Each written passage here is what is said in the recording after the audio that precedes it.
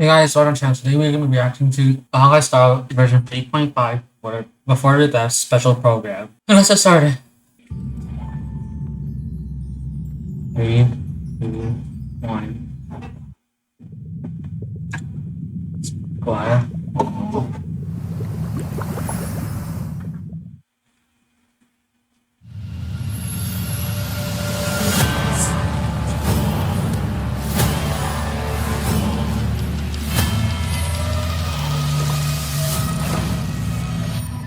How was that?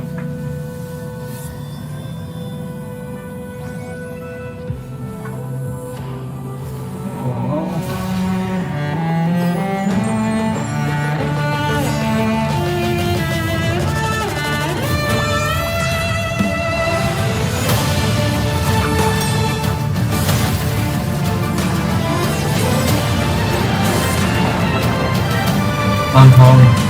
March.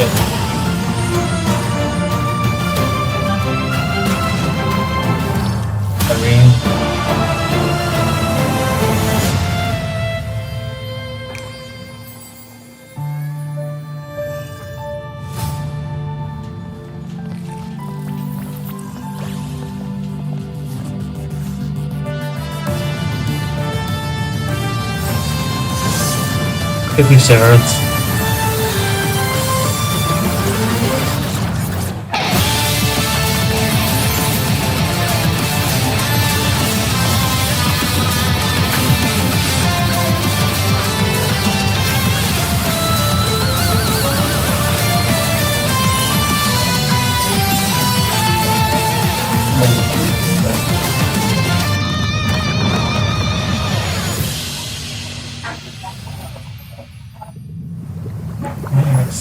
That was sick.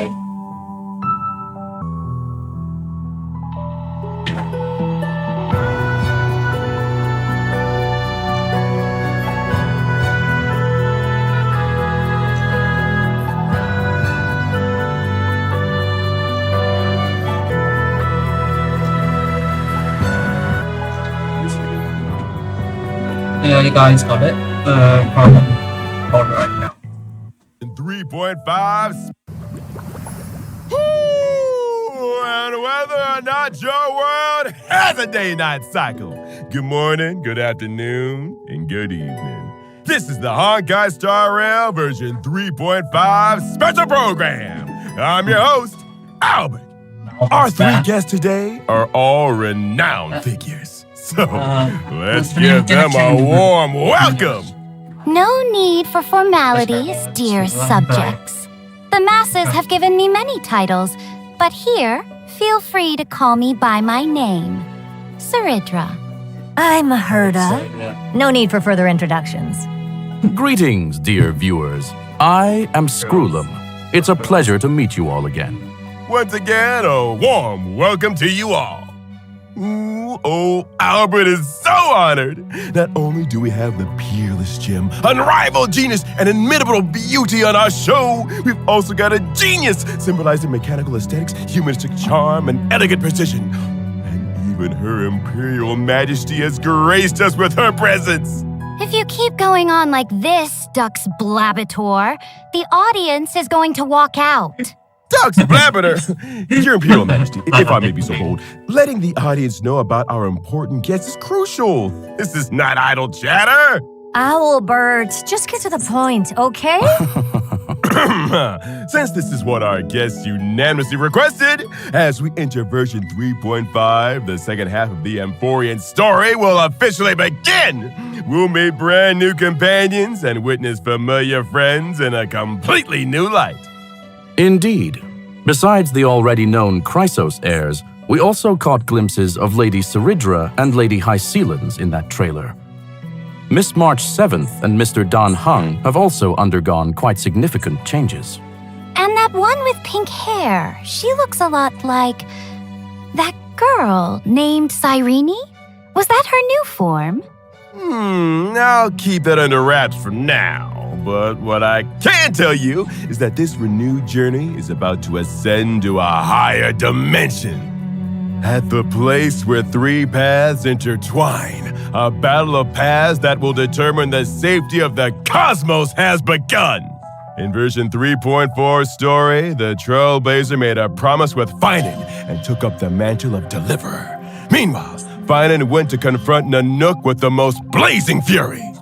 We now know that Amphorius was a testing ground for the Lord Ravager Iron Tomb to self-extrapolate and grow, while Finan and Cyrene accumulated power through 30 million eternal recurrences to delay the moment of Iron Tomb's true completion. Even though human strength remains insignificant before the eons, human wills shall never be mere pawns for the gods to manipulate at their whim. The fury of 400 million core flames brought forth a destruction as brilliant as a solar flare. Finan's efforts have once again interrupted the progress of Iron Tomb, and at the beginning of version 3.5, we'll discover that even the spread of the Black Tide has been halted. Oh, so that too was the work of the Deliverer. Finan. I'll remember that name. But back to the matter at hand. The weight of the world rests on that little one's shoulders, and saving Amphorius remains an unavoidable conundrum. Before saving the world, there's one more preparation we need to make. The Scepter has an extremely strict autonomous protocol, restricting even its administrator. According to my and Madame Herta's speculation, this ultimate protocol goes by another name in Amphorius. The Law Titan, Talantan. Exactly! So if we can master the authority of law before the Era Nova is complete, we can find a new breakthrough and turn the tables in our favor. According to Amphorian history, the core flame of law was returned a millennium ago. The Trailblazer's mission is therefore clear. Anchor to a time before the core flame's return, travel back to the past, and claim the core flame. In version 3.5's Trailblaze mission, the Trailblazer will journey alongside Cyrene to Akama from 1,000 years ago in a new cycle of the eternal recurrence. That was also the era when Aglaya's predecessors still held power, the bearer of the Law Core Flame and Empress of Akama, the Imperator Saridra. Then you are all targeting me? What makes you so sure I will cooperate with the Trailblazer without any reservations? I wouldn't say they're targeting you. Someone as brilliant and mighty as yourself surely understands that the Trailblazer is working towards a brighter future for Amphorius. In version 3.5, the Trailblazer will not only meet the Knight Commander Hysealans and Imperator Saridra while revisiting the past, but they'll also encounter Tribi and Aglaya from a millennium ago. We hope you're looking forward to this first meeting and reunion.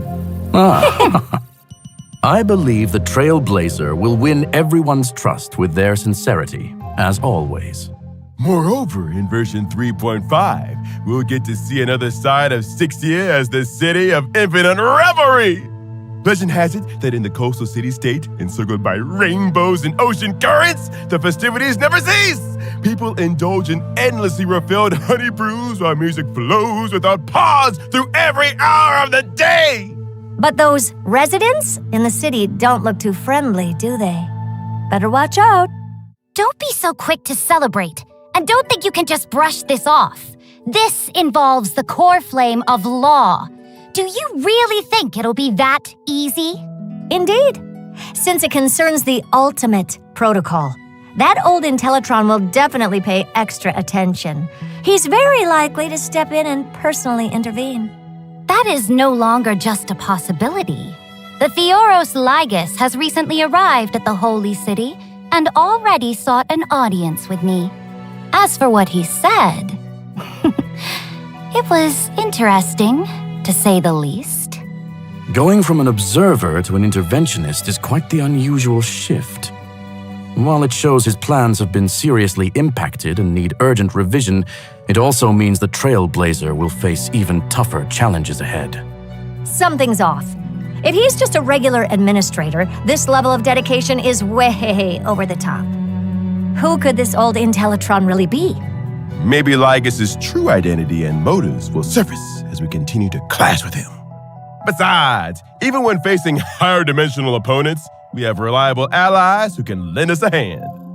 In version 3.5, both the geniuses Herda and Skrullum will become more deeply involved in Amphorius. And with them, our hand in this game grows even stronger.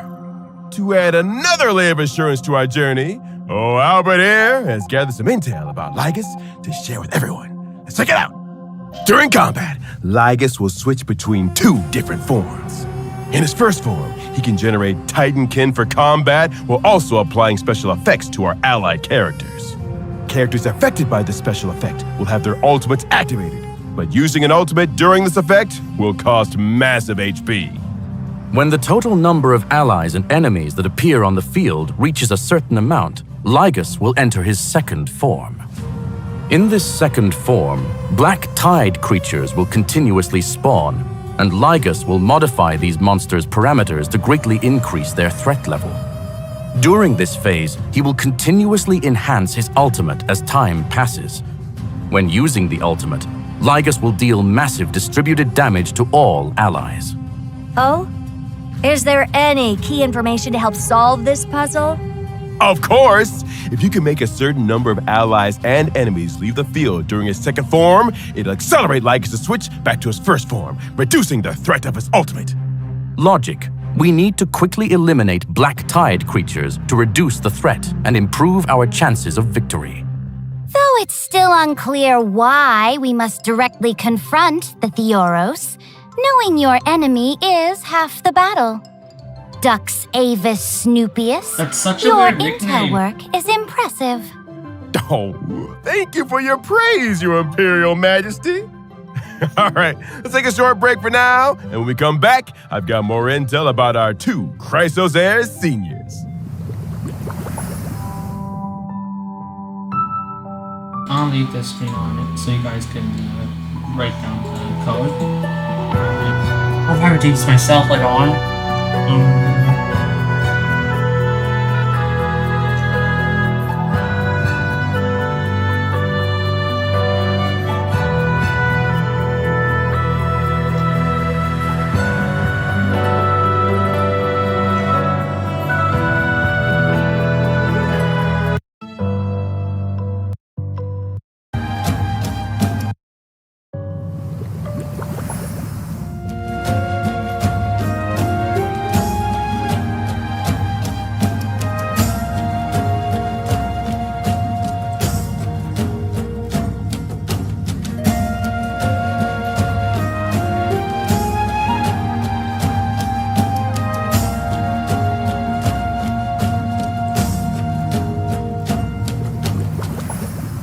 Hey! Why is the studio leaking? Dux Plumpus, if this is your idea of entertainment, it's pretty underwhelming. Dominic, I got this. Hey! Thank you, Mr. Albert, for your quick thinking. Whew. Finally back to normal. Hey, director! This studio needs fixing. What kind of waterproofing is this? Sorry for the embarrassing display, folks. We're on a tight budget here, so please bear with us. All right, go find Dux Goldweaver and have her allocate some repair funds. Thank you for your gracious gift, Your Imperial Majesty. Come to think of it, this Hycelan's looks quite different from regular humans. She's got scales, and her belly seems to be transparent? That's right. Hycelan's is the most powerful and beautiful sea siren princess born to Fagusa, the ocean titan. She grew up in the embrace of the ocean. I see, but why did this beautiful sea siren come ashore? And how did she end up becoming the Knight Commander of the Holy City? Although the black tide hasn't spread in this cycle, it still surges in the darkest bowels of the world. In other words, the ocean. Fagusa promised the sea sirens that after repelling the black tide, they would throw them an endless feast on land. But in the end, Fagusa fell into silence, and the sea sirens were decimated in the war, leaving Hycelan's as the sole survivor. When I first met her, Hycelan's was in a complete daze. Her power could scatter armies, yet she no longer knew whom her blade served. A tragic past. Sounds like prime protagonist material for a novel. Then what happened? Since that is the case, I will point the way. If she yearns for revelry, I will see it done. All I ask is for her unwavering loyalty, to stand as my sword and banner, and mine alone. I see. So Lady Saridra became Lady Hysealance's light. But can she adapt to life on land as a sea siren? She did struggle a bit at first, but now she's got the hang of it. She also gained the friendship of my other loyal subjects, such as the previously mentioned Duck's Goldweaver, Aglaya. But rumor has it that Hysealans has never been seen together with little Cypher. I say she deliberately avoids any occasions where Dolos's little kitty is present. It's only natural for a fish to avoid a cat. Now then, let's see how Miss Hysealans performs in combat. As my sword and banner, she fears no combat.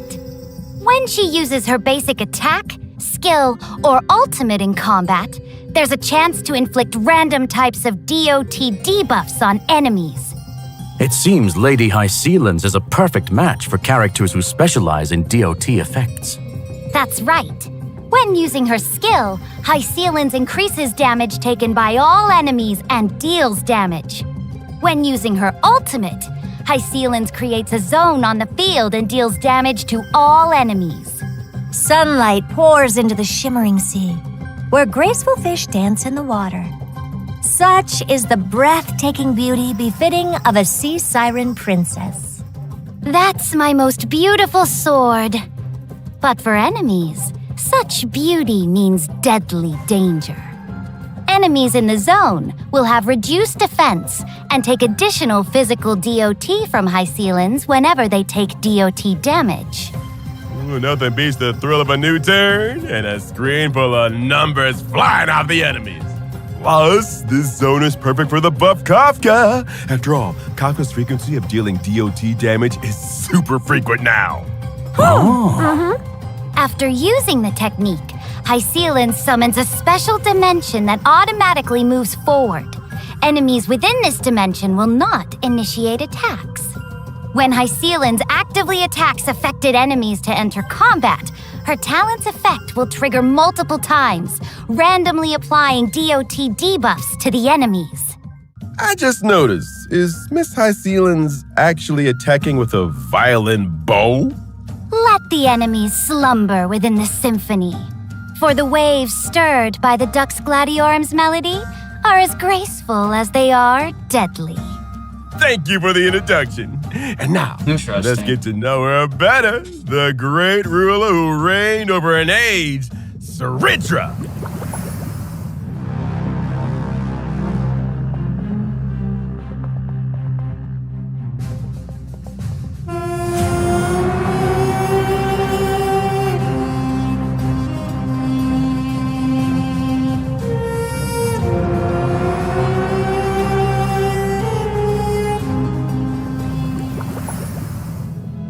Saridra, the great imperator, supreme commander of the holy city, initiator of the first flame chase journey, bearer of lost core flame, and the key figure in the plan to seize Amphoris's administrative privileges.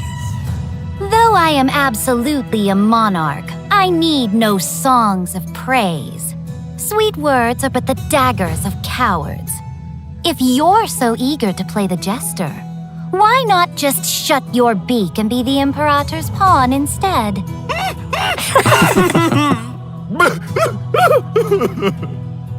Your way of doing things is quite intimidating. I wonder, what do people usually say about you? Ambitious and ruthlessly cruel. The Imperator never fears controversy, nor would she act for the sake of praise. I studied chess since childhood. On the board, only one rule matters: win. I will stop at nothing and pay any price to achieve my goals. Oh, what exactly do you mean by any price? It means I won't hesitate, even if victory costs me my king piece.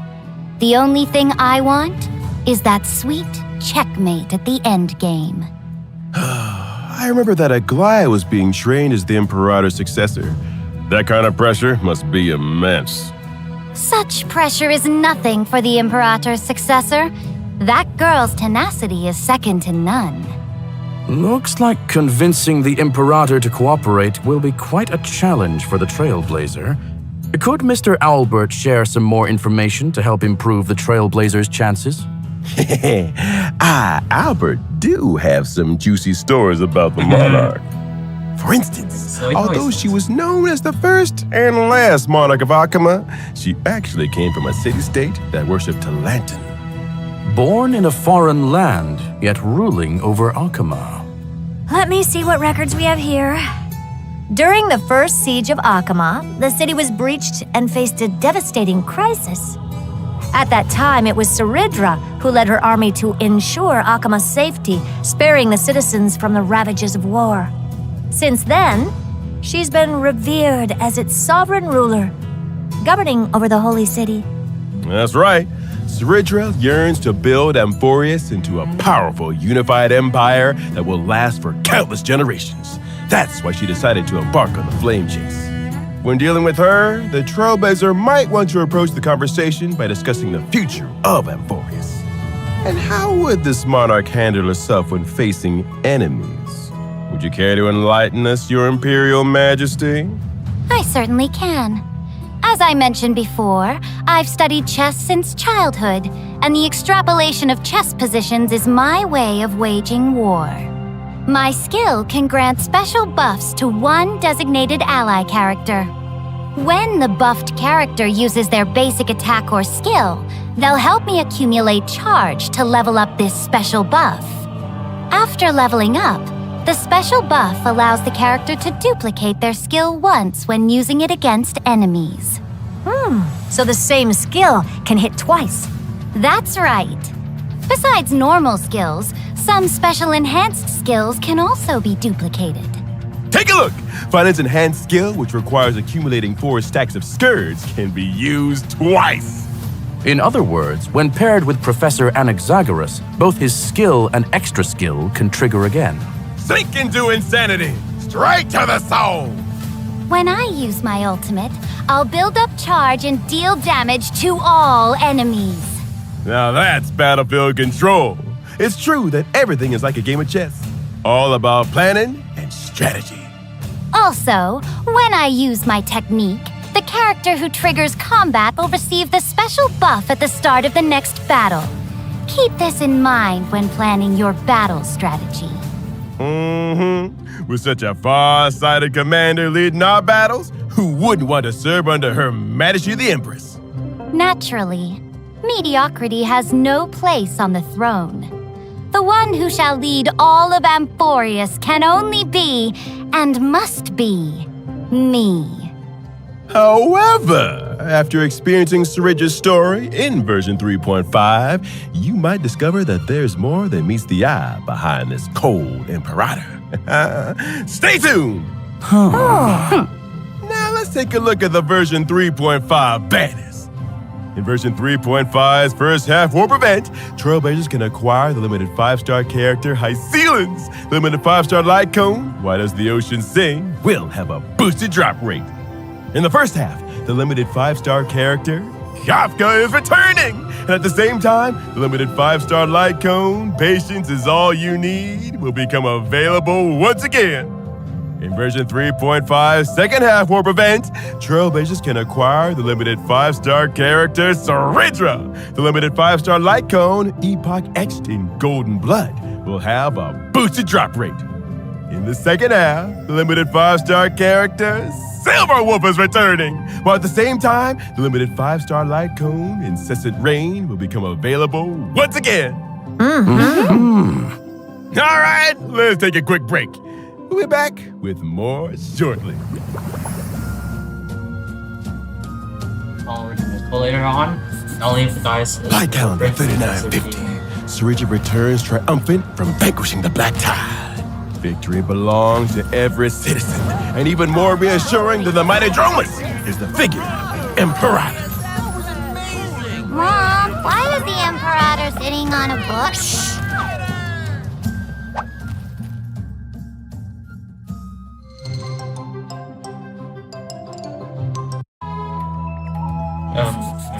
For a bit. Welcome back! Now that we're halfway through the feast, it's time to grab some food and fill those bellies. In version 3.5, the Chrysos Maze Grand Restaurant will make its debut. During this event, Trailblazers will team up with Chrysos Heirs to run a restaurant in ID's Elysiae. Running a restaurant with the Chrysos heirs? That sounds familiar. Where have I seen that before? Weren't we supposed to save the world? What's all this about opening a restaurant? Actually, it's a story that Cyrene told us. Oh? Even though it's just a story, it holds infinite possibilities and will create many beautiful memories. Let old Albert tell you all about it. First, this restaurant's customers are quite special. Our purpose in opening this place is to serve delicious food to the little fairies from the Members Maze and bring a new lease of life to this abandoned restaurant. In the restaurant, the Trailblazer needs to take on the role of a restaurant manager, run the establishment, and win the approval of fairy customers. Also participate in the regular Members Maze food review, earn stars step by step, and ultimately become a 4-star Memshalem restaurant. All right. Then what's the style of this restaurant? And what dishes do they serve? Salutations, dear guests! We specialize in authentic ID's Elysiae haute cuisine. Please take a look at our menu, carefully curated by our nature-born chef from ID's Elysiae, which only uses local organic ingredients. Today's special is our fresh lettuce salad, made with all-natural organic greens and paired with our signature dressing for the crisp, refreshing taste and a smooth, lingering finish. Our chef who prepared and mixed the salad right at your table, offering you the full ceremonial experience. Salad? Oh, looks good. What else have you got? We also have the colorful salad and the city salad. Wait a minute. Why is everything salad? Well, one reason is that Mr. Finan, one of our head chefs, specializes in salads. And the other reason is the restaurant is still in its early stages, so we're a bit limited on ingredients and supplies. However, as your management level increases, the Trailblazer can unlock more menu items, expand the shop size, and recruit more members. And to meet the customer's demands, the Trailblazer will need to work with everyone to grow various ingredients besides running a restaurant. Now, our 2 agricultural experts in accent hyacinth and the helpful field fairies will join forces to guide the Trailblazer through the planning process. It looks like we won't have to worry about ingredients with Anaxa and Hyacinth around. Leave it to the professionals. One dares say it finally bears the semblance of a contender for 4 Memshalem stars. Of course, having ingredients alone isn't enough. As a restaurant manager, the Trailblazer needs to consider many other aspects. For example, the ingredients you grow should match the restaurant's current recommended dishes to maximize operating profits. Leveling up dishes can enhance quality and increase the average spend per customer. Proper staffing in both the kitchen and dining area is essential to reduce customer wait times and increase table turnover rates. Purchasing specific facilities can also boost the restaurant's reputation and attract more customers. Plus, different fairy customers have different personalities and unique dining preferences. Some fairy customers prefer set meals, while others are competitive eaters doing food reviews who tend to eat a lot more. And some fairy customers try to sneak away without paying. Oh? Trying to dine and dash? Someone's about to face the judgment of the law. While running the business, you'll often face unexpected situations that need the Trailblazer's decision-making skills. Running a restaurant isn't exactly a walk in the park. As for what roles the other Chrysos friends will play in the restaurant, you'll have to discover that for yourself in the game, Trailblazer. All right, after a hearty meal, it's time to get some drinks. In the event old brews and new friends, the Trailblazer will once again show off their skills as a special guest drinksmith at the Dream Jolt Hostelry. Master Drinksmith of Penacony? Of course, having ingredients alone isn't enough. As a restaurant manager, the Trailblazer needs to consider many other aspects. For example, the ingredients you grow should match the restaurant's current recommended dishes to maximize operating profits. Leveling up dishes can also boost the restaurant's reputation and attract more customers. And to meet the customer's demands, the Trailblazer will need to work with everyone to grow various ingredients besides running a restaurant. This little one sure is a jack of all trades. Are you going to mix drinks for our monster friends again this time? Nope. This time, some familiar friends will be dropping by the lounge. Each friend carries their own little worries, and the Trailblazer can whip up a magical drink to lift their mood. Delicious and healing all in one. Oh? Which friends will be making an appearance? Like Dr. Ratio, who came to Penacony to enlighten the masses? Or Director Topaz, who's exhausted from dealing with Penacony's equity transfer? Or maybe that lovely lady from the Stellar Hunters might pay us a visit. Oh, I see. What if the Trailblazer messes up and can't mix the right drink? No big deal. And hey, if you stumble upon a secret recipe, you might just see a whole new side of your friends. Judging by the Trailblazer's nature, they'll probably have an accidental slip-up. After serving all the guests, the Trailblazer can invite them back for one more special surprise drink. May this special mixed recipe create unique and unforgettable memories tonight for the Trailblazer and their unexpected guests. That's not all for 3.5, is it, Madam Herda? That's not all. In version 3.5, I will launch the AI Herda experiment. I digitized portions of my memory and knowledge into data, uploaded them to the space station's encrypted server, and created a digital version of myself. In the Space Station Task Force event, Trailblazers need to train the AI Herda by completing different assignments to obtain assignment rewards. Training an AI Herda? Hello, Chat Herda. Oh, don't even bother. Chat Herda has rejected your query, citing insufficient complexity. Hey, wait a sec, I haven't even asked anything yet. Chat Herda's already trained on your behavioral patterns. It's just making predictions. All right, as we wrap up this feast, I've got some after-dinner treats for everyone. First up, our old friend, the Gift of Odyssey. Nice. Yay! The Planar Fissure and Garden of Plenty events will also return. Complete the challenges to earn double rewards. Shape of Siren's Stagnant Shadow will also be available, and you can obtain the Ascension material See Siren's Torn Fin for ice characters upon completing the challenge. Additionally, in version 3.5, the feature mentioned in the previous official notice that allows individual voiceover switching for collaboration characters will be launched. Trailblazers will be able to switch interaction, combat, and idle voices from the current voiceover to the original licensed audio.